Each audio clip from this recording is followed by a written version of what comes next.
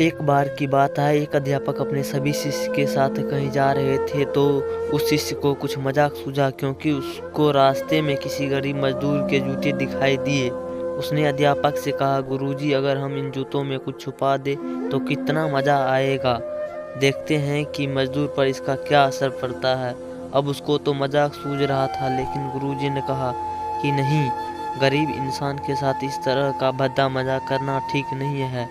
उसने कहा, क्यों ना इन जूतों में कुछ सिक्के डाल दे और देखें कि इसका इस गरीब मजदूर पर क्या प्रभाव पड़ता। उन्होंने ऐसा ही किया। जैसे ही मजदूर अपना काम करके लौटा और उसने एक पाँव में जूते में डाला तो उसको कुछ कठोर सा महसूस हुआ और उनके अंदर हाथ डाला तो उसको कुछ सिक्के दिखाई दिए। वह थोड़ा आश्चर्य में पड़ गया और आसपास किसी को देखने लगा तो कोई दिखाई नहीं दिया।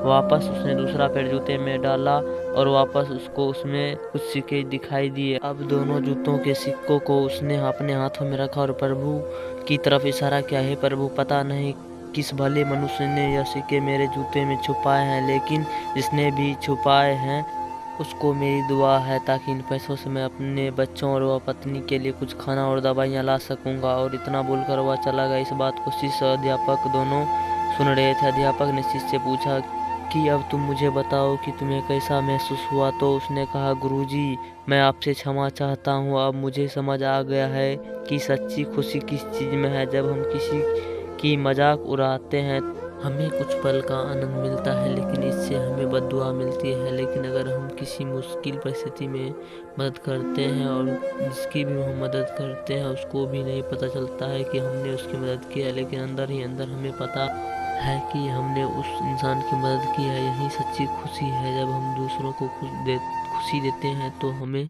सच्ची खुशी मिलती है। Thanks for watching.